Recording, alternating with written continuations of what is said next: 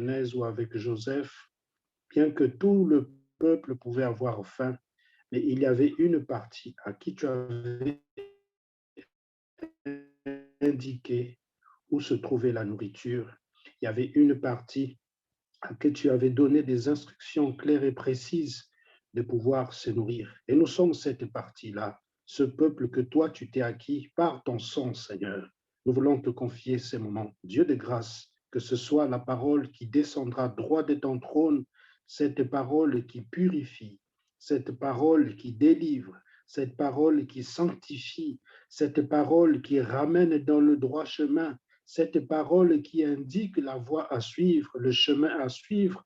Et nous savons que c'est toi-même le chemin parce que tu l'as dit et nous le disons, Seigneur, aussi avec certitude. Nous le confirmons que tu es bel et bien le chemin.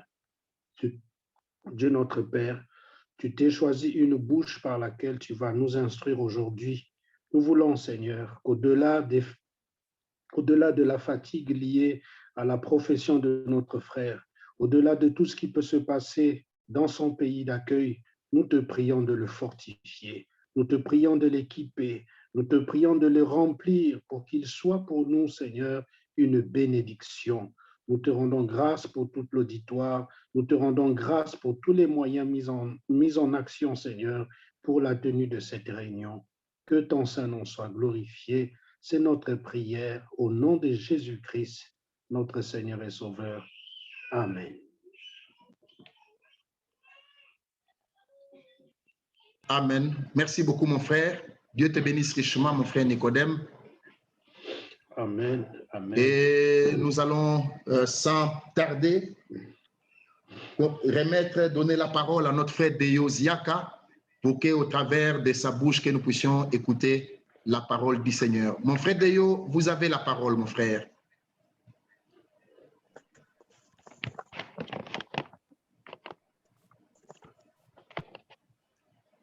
Tous, bien-aimés frères et sœurs, je vous salue dans le précieux nom de notre Seigneur et Sauveur Jésus-Christ.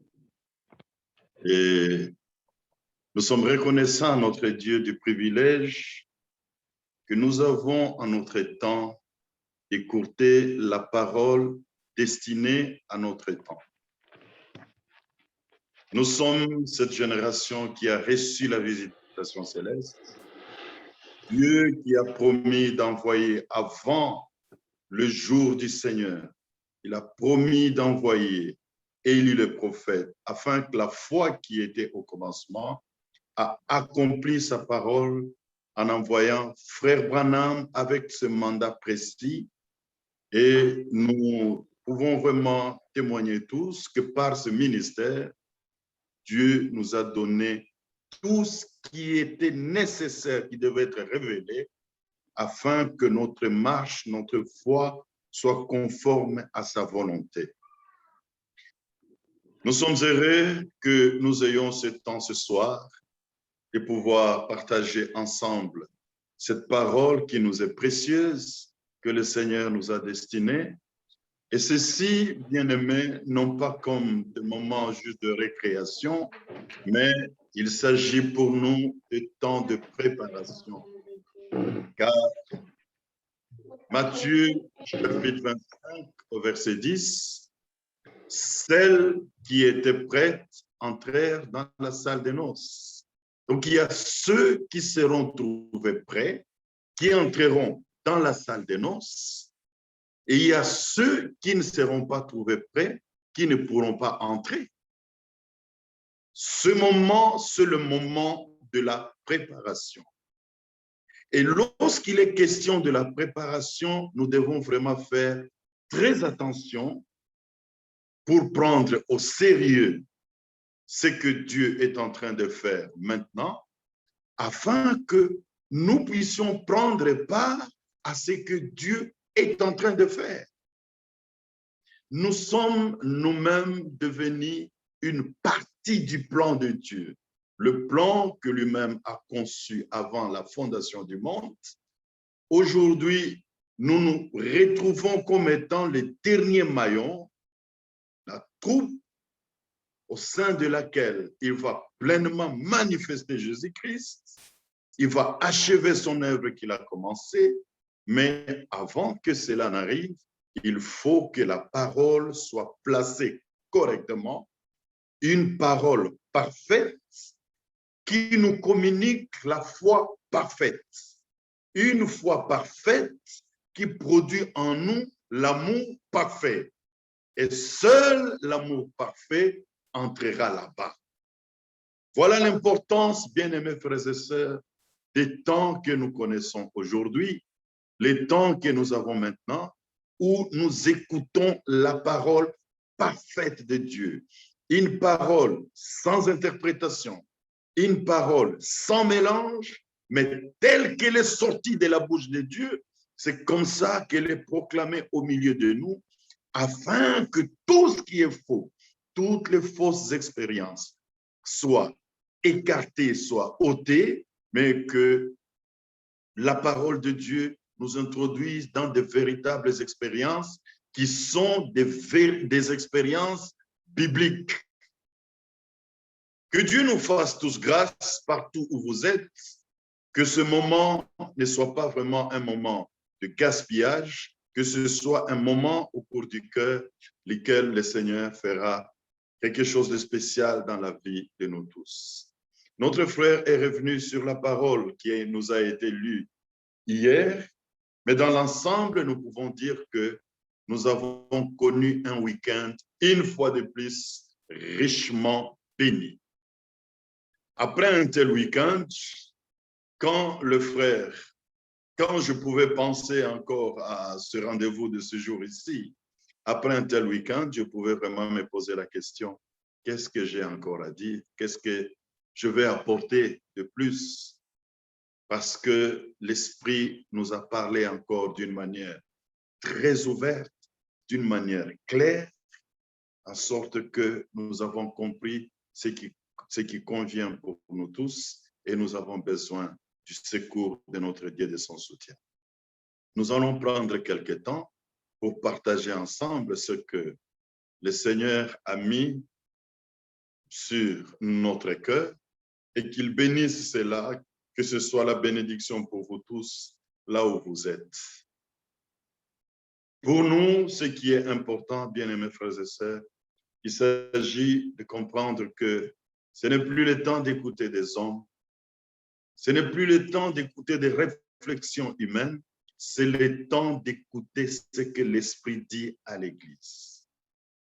Si nous prenons Apocalypse, le chapitre 2 et le chapitre 3, toutes les 7 lettres, lorsqu'elles sont terminées, il y a toujours cette parole du Seigneur ressuscité qui dit que celui qui a des oreilles entende ce que l'Esprit dit à l'Église. C'est très important, bien-aimés frères et sœurs, de prêter l'attention à cela. Il ne s'agit pas d'écouter un prédicateur. Il ne s'agit pas non plus, il n'est pas question de prendre de l'importance au milieu du peuple de Dieu et attirer l'attention sur soi-même pour que le peuple t'écoute toi. Mais il est question que le peuple écoute ce que l'Esprit dit à l'Église maintenant. Nous vivons au temps où tous les conseils du salut est proclamé pleinement dans une clarté où, bien-aimés frères et sœurs, ceux qui sont humbles de cœur et qui écoutent réellement ce que l'Esprit dit peuvent entrer dans de véritables expériences bibliques.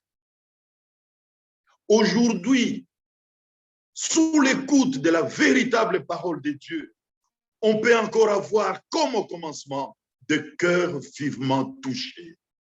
Après avoir entendu ces discours, ils eurent des cœurs touchés.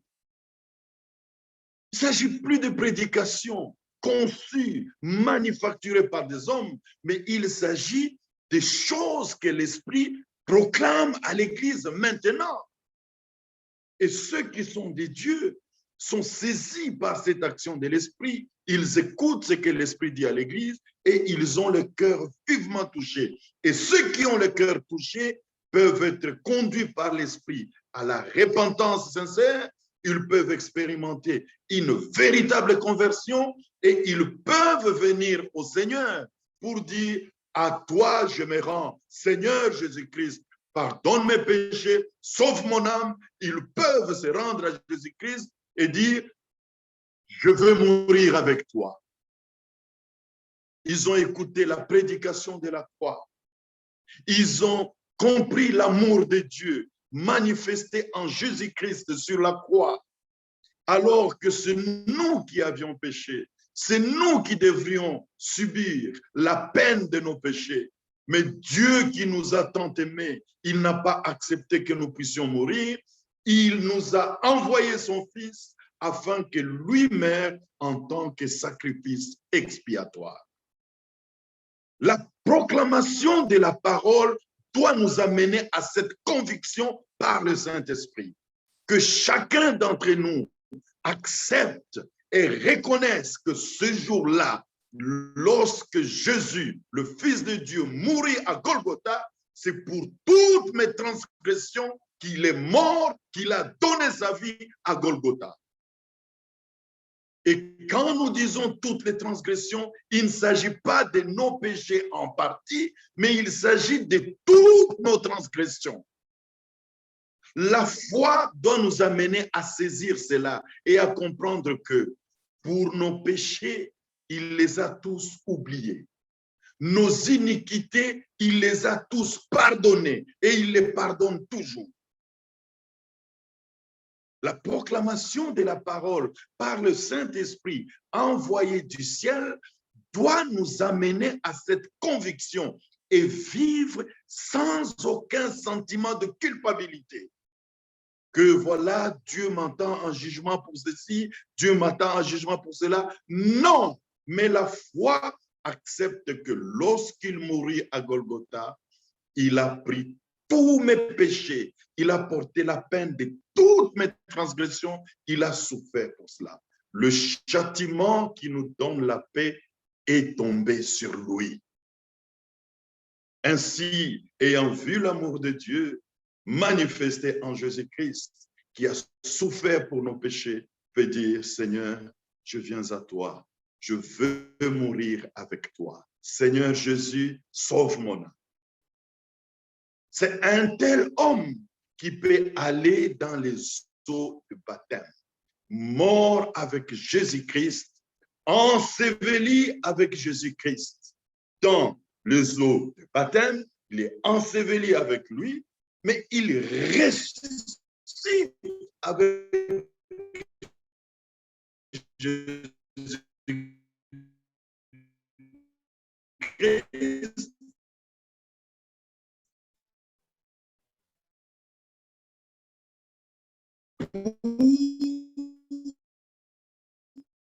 Une nouveauté de vie. La foi à la raison de vie. C'est une expérience. Quant à notre vie passée, nous mourrons avec lui, nous sommes ensevelis avec lui, mais en même temps, aussi vrai que Jésus est ressuscité et il vit, nous ressuscitons avec lui pour une nouveauté de vie. Gloire soit rendue à notre Dieu. Et nous croyons aussi qu'il fut enseveli. Là, à la croix où il fut crucifié, c'était pour nos péchés. Il a porté nos péchés et il a subi la peine de nos péchés. Enseveli, il a amené au loin nos péchés. Ça, notre foi le péché. Vivant, il m'a aimé. Mourant, il m'a sauvé. Enseveli, il a amené au loin mes péchés. Ressuscité, il m'a justifié gratuitement. Il m'a placé devant Dieu dans la position que l'homme avait avant la chute.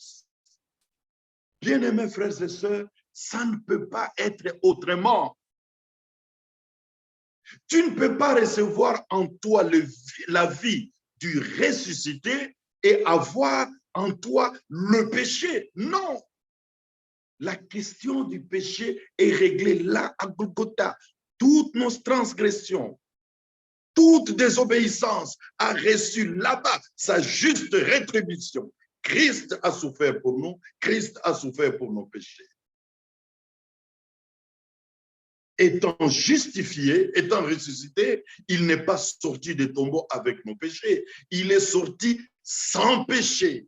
Et c'est cette vie-là sans péché, cette vie irréprochable, lorsque vous acceptez le Seigneur Jésus-Christ, le témoignage, le puissant témoignage, non seulement de la parole, le puissant témoignage du sang, la vie qui était dans le sang vient habiter en toi, une vie parfaite, une vie sainte, une vie irréprochable, elle vient en toi. Et quand Dieu te regarde, il te voit comme n'ayant jamais péché. Quel salut merveilleux Dieu nous a apporté en son Fils Jésus-Christ.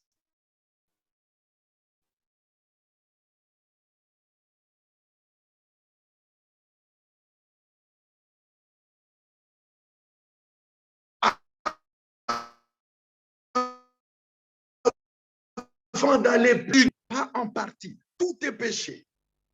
Le Saint-Esprit a parlé d'une manière aussi claire et que Dieu fasse grâce à tout le monde, que nous puissions rester dans l'équilibre parce que l'Esprit a parlé dans l'équilibre total.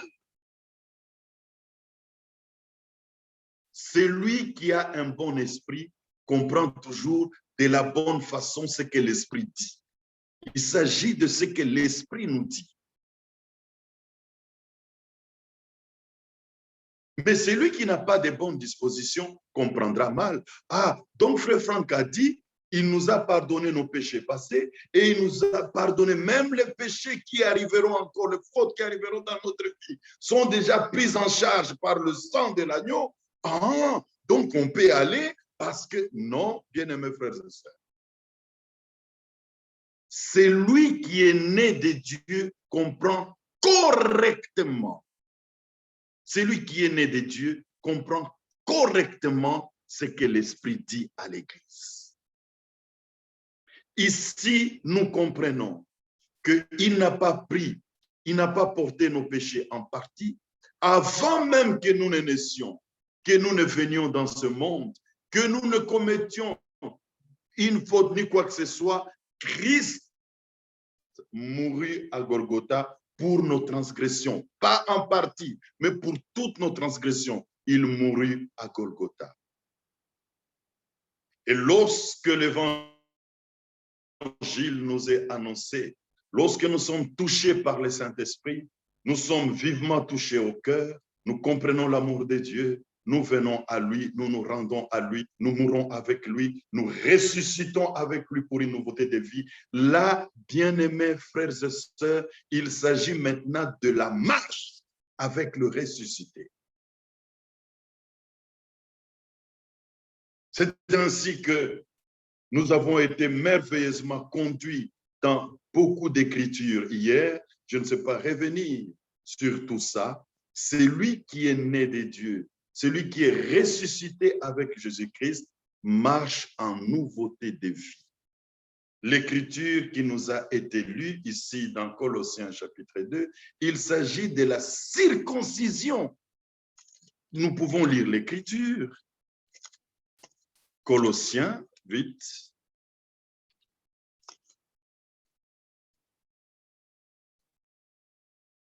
Nous lisons ici dans Colossiens.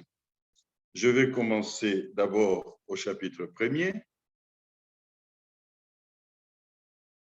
verset Colossiens chapitre 1er, là le verset 27 d'abord.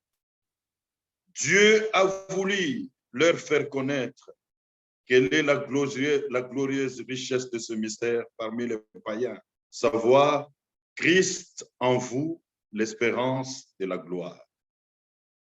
C'est lui que nous annonçons, exhortant tout homme et instruisant tout homme en toute sagesse, afin de présenter à Dieu tout homme devenu parfait en Christ. Le centre de notre prédication, ça doit être notre Rédempteur. Ça ne doit pas être un groupe. Nous n'avons pas à présenter un groupe de prédicateurs. Nous n'avons pas à présenter un camp. nous devons nous limiter à prêcher Jésus-Christ. Le temps est là, bien-aimés, que la parole soit annoncée, que la parole soit prêchée comme au commencement. Au commencement, ils ne prêchaient pas leur camp, ils ne prêchaient pas le groupe de prédicateurs, ils ne se recommandaient pas. Au commencement, ils annonçaient Christ crucifié. Il doit en être ainsi ici à la fin, bien-aimé. Et que nul, ça je l'ai dit, encore je peux le répéter ici, que nul ne prenne la responsabilité d'avoir divisé les troupeaux de Dieu. C'est une responsabilité très grave. On peut gagner son influence sur le peuple. On peut gagner son influence sur le troupeau. On peut penser qu'on est quelque chose parmi les frères et se recommander comme un homme très important. Mais si avec cela, on est arrivé à diviser le peuple de Dieu, bien-aimés frères et sœurs, c'est une responsabilité lourde de conséquences. La parole doit être apportée dans l'amour. La parole doit être Saint-Esprit, de sorte que celui qui écoute la parole de Dieu, il est touché, et étant touché, il se répand, il donne sa vie à Dieu. Et le centre de la prédication doit être le Seigneur Jésus-Christ. Pas je fais, je vis, j'ai réalisé. Non, c'est pas ça. Le centre de la prédication, c'est le Seigneur Jésus-Christ.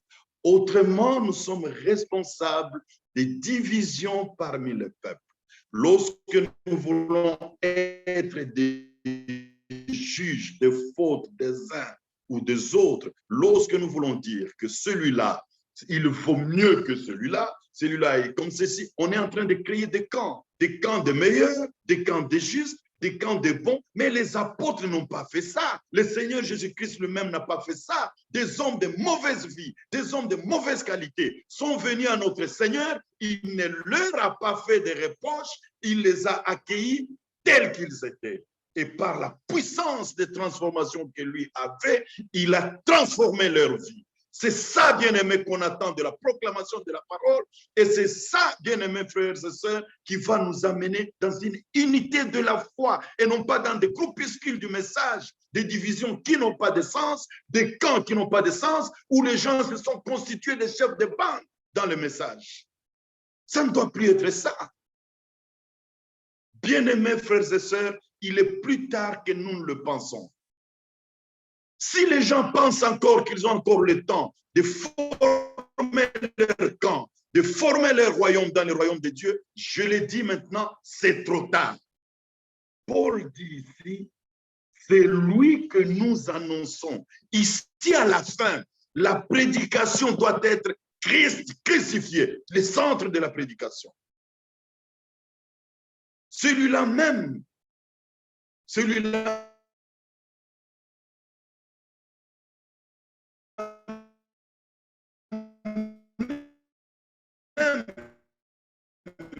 qui a le mandat.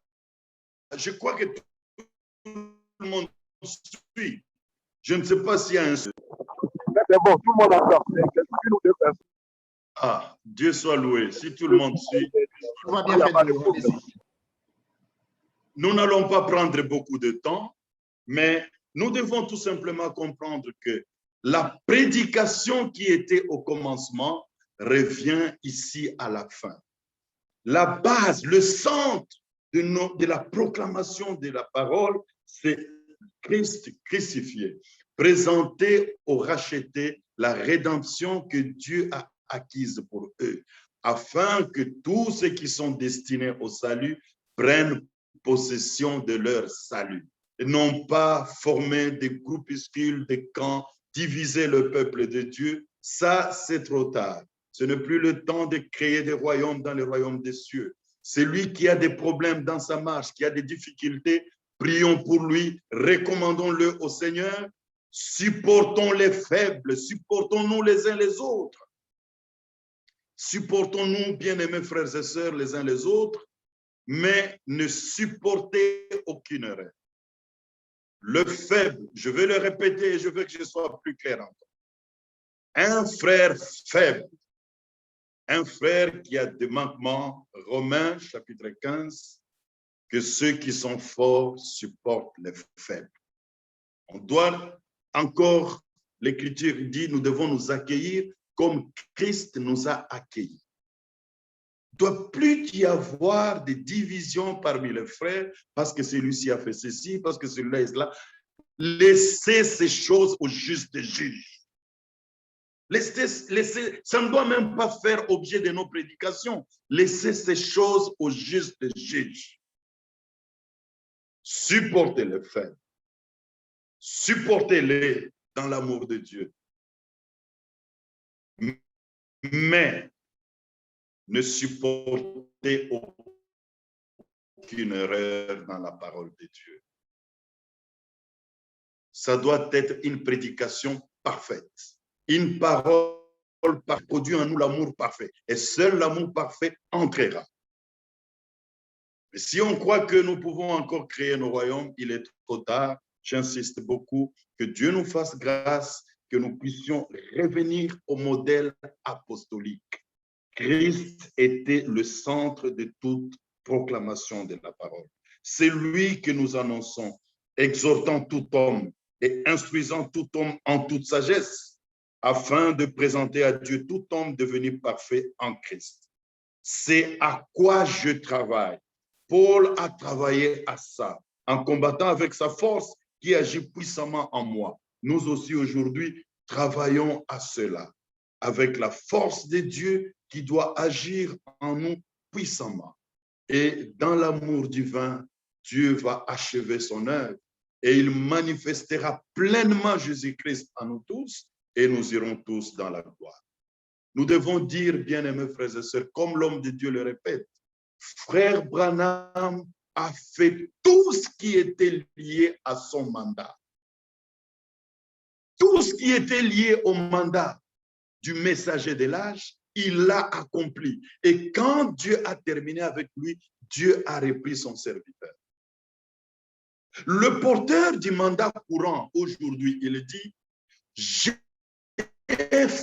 fait ce que le Seigneur m'a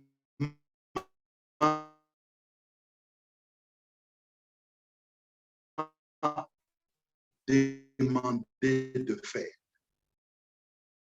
Quand Noé fit exactement ce que le Seigneur lui a demandé de faire. Noé a achevé, il a accompli ce que le Seigneur lui a demandé de faire.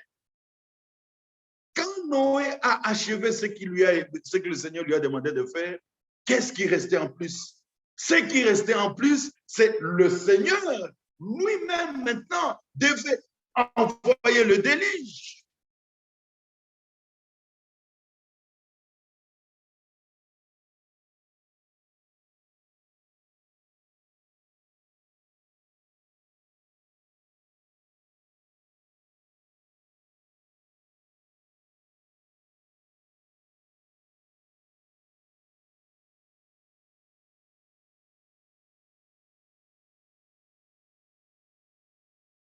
Ici, aujourd'hui, le porteur verra son œuvre.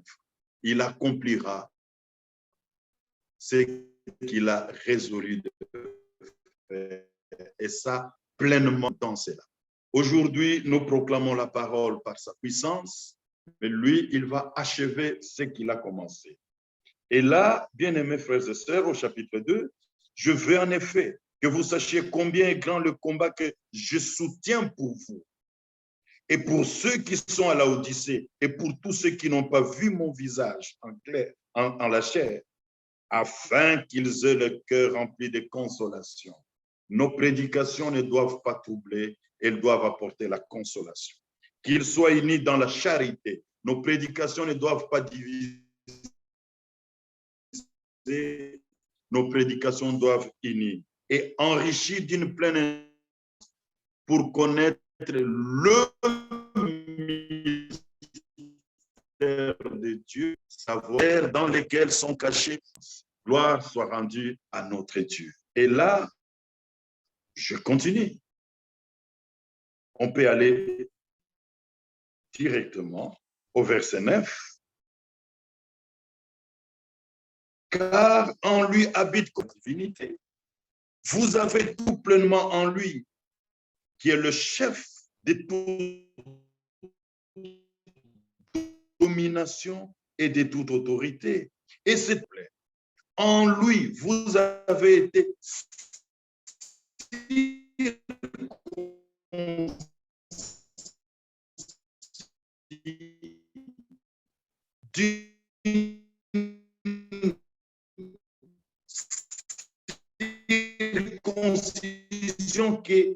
d'une circoncision que la main consiste dans le dépouillement de Dieu. Non seulement que j'ai reçu le pardon de mes péchés, mais expérimenter aussi le renouvellement dans l'homme intérieur et expérimenter une marche dans la nouveauté de vie avec le Rédempteur. Lorsque tout est placé dans le bon équilibre, on n'a plus de questions des incrédules. Donc, vous dites que même nos péchés, puis dire on peut pécher et on va faire cela, Dieu nous a déjà pardonné. Non, l'élu n'a pas ces choses-là. L'élu sait qu'il a été pardonné. Maintenant, il est amené dans une marche dans la nouveauté de vie avec le Rédempteur. Quand est-ce qu'on a encore à penser que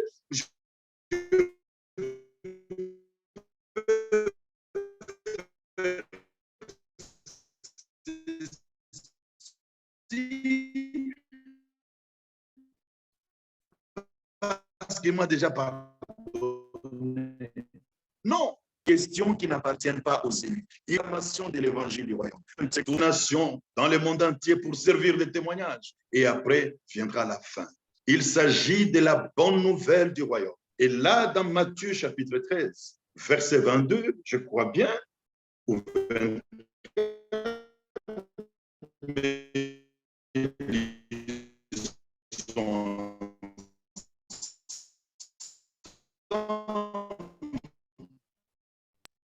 lisons ensemble la 13.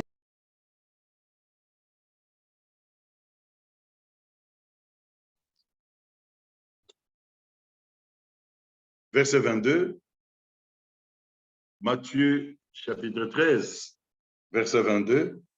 Celui qui a reçu la semence parmi les épines, c'est celui qui attend la parole,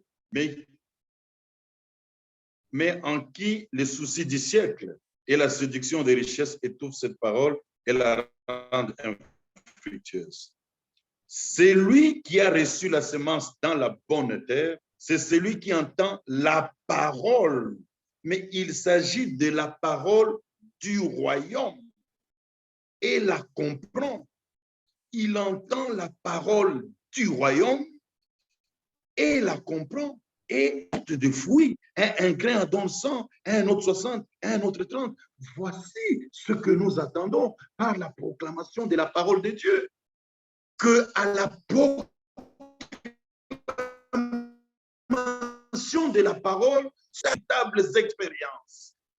Le pécheur se répand, ils écoutent la parole de Dieu, ils se répandent, ils expérimentent la conversion, la nouvelle naissance authentique par la sémence de la vérité. Et ici, à rassembler les gens, à former nos groupes. Mais nous avons ensemencé, nous avons proclamé la parole de la vie et la parole a germé dans les âmes qui ont reçu cette parole et elle a manifesté la vie de Dieu. Ça, ce sont des expériences inévitables qui doivent être vécues par ceux qui écoutent la pure parole de Dieu. Et si nos prédications n'amènent pas les gens à cela, mais fait des gens des membres de nos assemblées, sachez que nous avons échoué. Sachez que nous avons échoué. Non seulement la repentance, non seulement la conversion, non seulement la justification, non seulement la nouvelle naissance, non seulement la sanctification, mais il faut que la proclamation de la parole nous amène à de véritables expériences de baptême du Saint-Esprit. Ça aussi, ça fait partie de la proclamation de la parole de Dieu.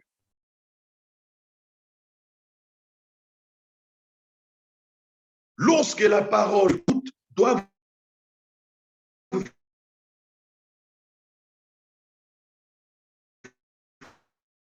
faire tout seulement le baptême de l'Esprit. Ça, c'est très important d'insister sur cela.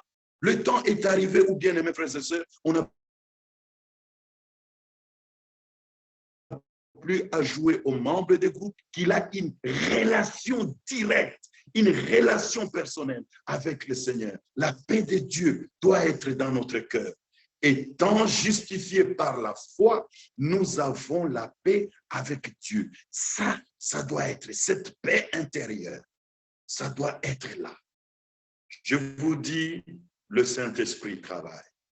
Dieu est en train de travailler. Dans Apocalypse chapitre 22, là au verset 6, nous pouvons lire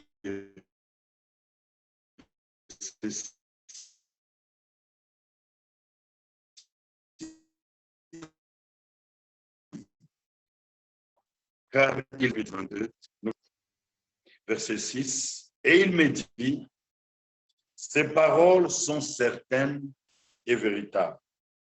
Et le Seigneur, le Dieu des esprits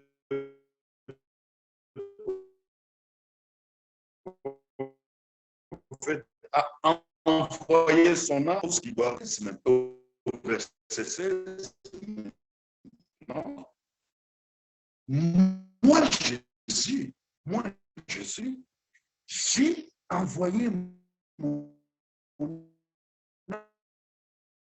ange pour vous attester ces choses, pour vous attester ces choses dans les églises. Il ne s'agit pas de prêcher des choses comme ça qui, je ne sais pas, qui ont leur origine, qui tirent de leur origine d'où, mais il s'agit des choses que l'épouse doit. Que le Seigneur nous aide à comprendre cela. Des choses que l'épouse doit écouter maintenant pour sa toilette. Et là, je vais encore dire ceci, bien-aimés frères et sœurs, et que ceci soit par l'Esprit de Dieu. Non pas que moi je veux seulement le dire, mais que ce soit l'Esprit qui vous le dise. Lorsque Esther, là nous sommes dans le livre d'Esther au chapitre 2, je crois à partir du verset 15, vous descendez 16, 17 et tout ça.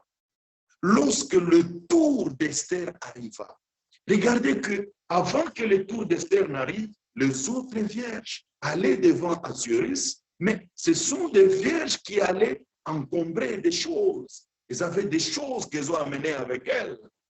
Ils n'ont pas fait attention à ce qu'Égué leur donnait. Ils ont cru qu'ils peuvent s'encombrer des choses et cela peut épater le roi ou je ne sais comment. Ils sont arrivés le roi a regardé, ok, ça va, c'est bien, mais ne paraissez plus devant moi. Elle passait et elle n'est revenue plus, à moins que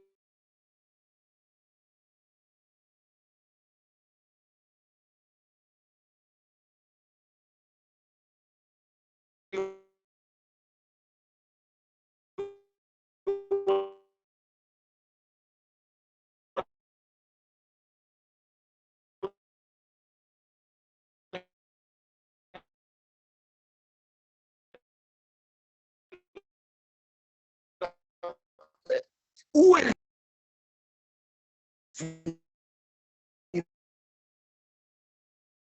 voulait.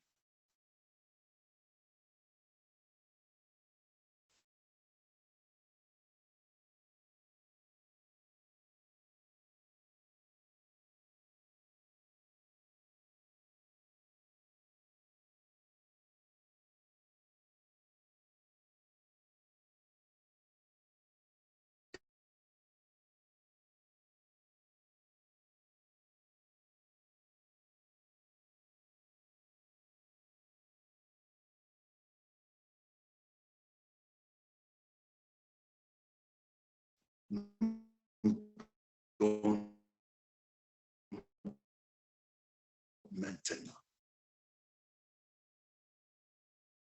Et que par ça, vraiment, dans ce que Dieu est en train de faire, il s'agit de ce qui pour nous, de ces paroles, il nous a envoyé ce message de l'âge. que Dieu nous a envoyés, par lesquels Dieu nous a visités, par un prophète, et il a repris son prophète, mais il a donné un mandat qui devait apporter cette parole jusqu'aux extrémités de la terre. Et nous sommes témoins, cette parole est partout, nous ne manquons de rien. Chaque mercredi, chaque samedi, chaque dimanche, nous sommes abondamment bénis.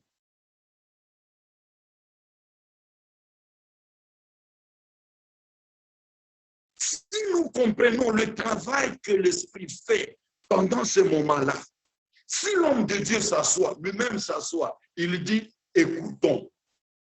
Le même message passe en anglais, en français, en allemand, en tchèque, en polonais, en espagnol, je ne sais pas, dans n'importe quelle langue. Et j'étais ému lorsque je vis sur Facebook, frère Nazaire était en train de traduire. Même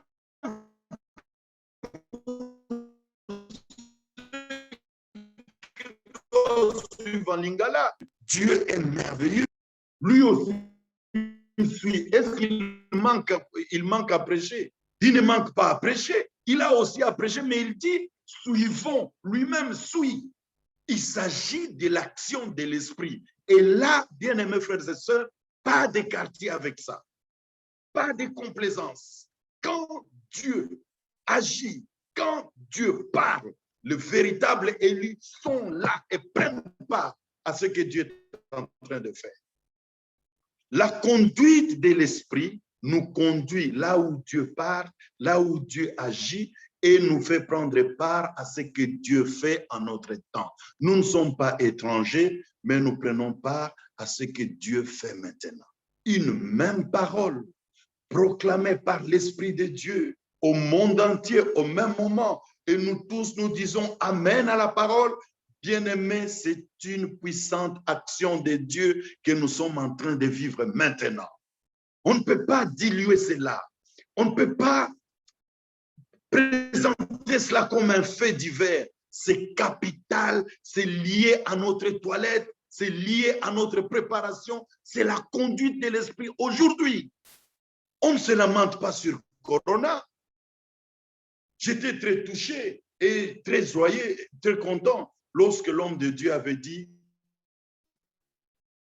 l'année passée, l'année 2020 est l'année la plus difficile. Et ça, c'est vrai. C'est une pluie de paroles, une abondante pluie de paroles que nous recevons maintenant. Et dans cette parole, Dieu nettoie toutes les confusions, toutes les incompréhensions. Si les gens ont suivi hier, ceux qui se sont tiraillés il y a quelque temps, ils doivent dire, Seigneur, pardonne-nous. L'Esprit nettoie par la parole, par le bain de la parole. Nous sommes plongés, comme nous sommes plongés pour le baptême dans le eau, c'est ainsi que nous sommes aussi plongés entièrement dans la parole, lavés totalement. Et là, que notre attention soit attirée sur ce que l'Esprit dit, afin que nous ne puissions pas rater ce que l'Esprit est en train de dire. La parole de Dieu étant déchirée. C'est Dieu lui-même qui a déchiré le voile afin que nous ne puissions plus rester dans le parvis extérieur et nous parlons des choses du lieu saint des saints. Non, on n'est plus dans le parvis extérieur parlant des choses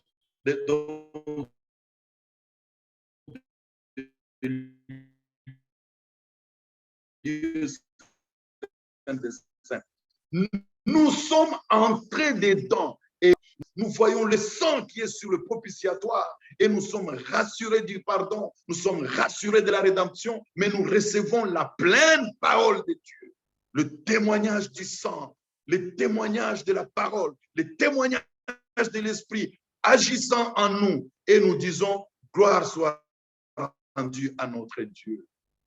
Par la proclamation de la parole, bien-aimés, c'est pas que nous restions comme nous étions. Il y a une action de Dieu. Le Saint-Esprit écrit sur nos cœurs par l'exercice de véritables dons que Dieu a établis pour son Église, par la proclamation de la pure parole de Dieu, le Saint-Esprit écrit la parole de Dieu sur nos cœurs. Les promesses de l'âge, en vertu de son alliance, scellées par le sang de l'agneau, les promesses de l'âge sont écrites sur nos cœurs. Et si la parole de Dieu est écrite sur ton cœur par l'Esprit de Dieu, retiens ceci, bien-aimés frères et sœurs, Dieu veille sur sa parole pour l'accomplir. Dieu veillera aussi sur toi en qui se trouve sa parole. Nous avons reçu cette grâce. Nous ne sommes pas maintenant dans des organisations ou dans des programmes humains. Nous sommes dans le programme divin. Nous prenons part à ce que Dieu est en train de faire maintenant. Il est question d'écouter ce que l'Esprit dit. Il est question d'avoir la révélation par l'Esprit de la parole de Dieu, pas de manière intellectuelle, mais par l'Esprit de Dieu. Ainsi, nous expérimentons une entière purification. Nous nous laissons corriger. Nous nous laissons corriger. Seigneur, je ne comprenais pas ça. Tu as permis que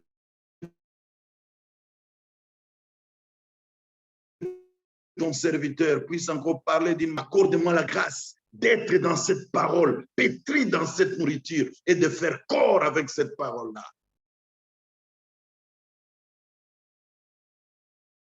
Et Dieu, là, nous ne sommes pas opposés au mandat. Nous n'avons pas fait des choses parallèles, mais nous avons reconnu que Dieu travaille dans ce ministère-là. Et les choses nécessaires, nous pouvons nous attendre à manquer l'enlèvement. Non, pourquoi? Pourquoi? L'enlèvement, c'est pour nous. Croyez, disons, non pas par fanatisme, cette parole que nous écoutons nous introduit dans la volonté parfaite de Dieu. Soyons seulement exigeants. Plus question de mélange, mais la pureté à nous, elle doit nous amener dans de véritables expériences. Et ces véritables expériences, ce sont des expériences bibliques. Ce ne sont pas des expériences imaginaires, mais ce sont des expériences bibliques. De la repentance à la conversion jusqu'au scellement de l'esprit, tout est biblique et c'est le résultat de la foi en la pure parole de Dieu.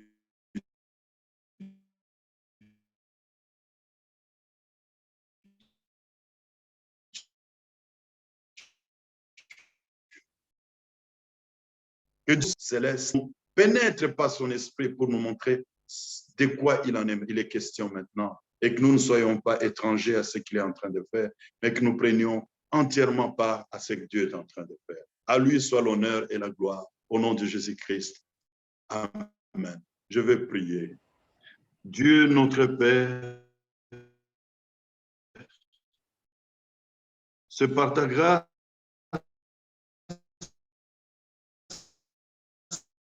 que nous avons eu le contrôle de tout. Partout où tu rassembles ton peuple, partout où tu rassembles tes élus, tu leur fais entendre ta parole.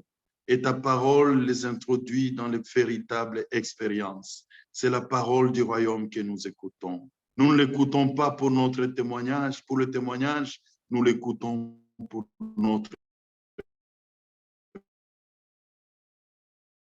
préparation.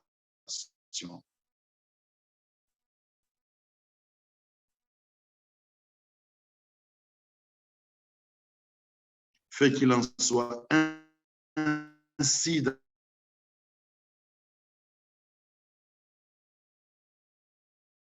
la vie de chacun. Que ce soit des moments devant toi, devant ta parole, et que c'est que toi, tu as éclairé. Agis, Paul, soit réellement une lampe à nos pieds et une lumière qui éclaire notre sentier. Bénis frère Nazaire, bénis tous ceux qui concourent au niveau technique et à tous égards pour que nous puissions écouter cette parole. Sois avec nous tous dans ton précieux nom de Jésus-Christ. Nous te prions, Père. Amen.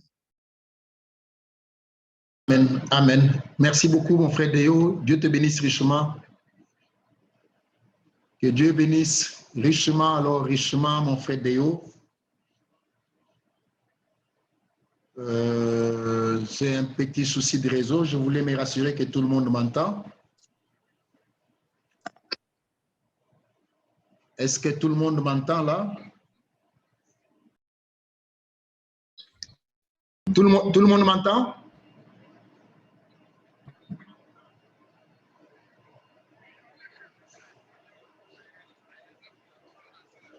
Un moment, frère. Vous m'entendez, hein? Un moment, frère.